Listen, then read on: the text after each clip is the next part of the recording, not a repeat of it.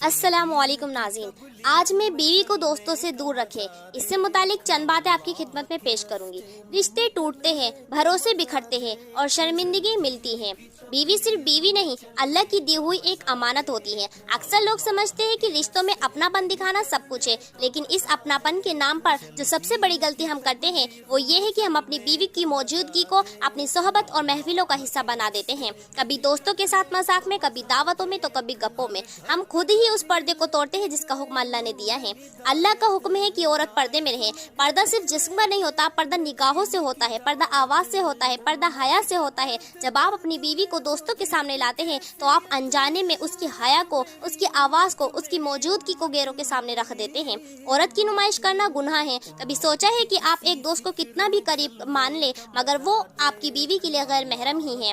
ऐसे में अगर आप खुद ही मजाक कर दे, खाना एक साथ खिलाए या घर की औरतों को मर्दों के सामने लाकर खड़ा कर दे, तो ये आपके घर में शैतान को दावत देना जैसा है। समझिए, ये दौर बहुत फितनों वाला है। आज शैतान हर तरफ से हमला कर रहा है, नजरों से, सोशल मीडिया से, गलत सोचों से, और उसने खुद अल्लाह से वादा किया है, मैं तेरे बंदों को चारों तरफ से घेर लूंगा, उन्हें गुमराह करूंगा। तो सोचिए, क्या आप खुद उस रास्ते पर चल रहे हैं जहां से शैतान को आपकी घर की इज्जत तक पहुंचने का रास्ता मिल रहा है? बीवी अल्लाह की एक खूबसूरत नेमत है। इस नेमत को छुपा कर रखना एक उसका असली हक है। वो फूल की तरह है जिसे जितना छुपा कर रखा जाए उतना ही महकता है। जो लोग इस बात को नहीं समझते वही बाद में पछताते हैं। रिश्ते टूटते हैं, भरोसे बिगड़ते हैं और शर्मिंदगी मिलती है। आप दोस्तों को दावत पर जरूर बुलाएं, मगर हदें तय कर ले।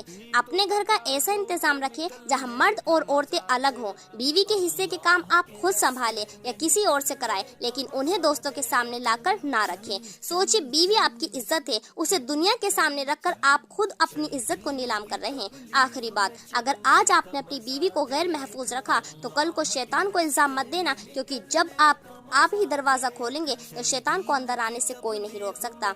दुआ है कि अल्लाह आप सबको हिफाजत वाला शौहर बनाए जो अपनी बीवियों को पर्दे में रखे, इज्जत रखे और शैतान से दूर रखे। आमीन। वाखिरु दावाना अनिल हम्दुलिल्लाहि रब्बिल आलमीन। अस्सलामु अलैकुम व रहमतुल्लाह।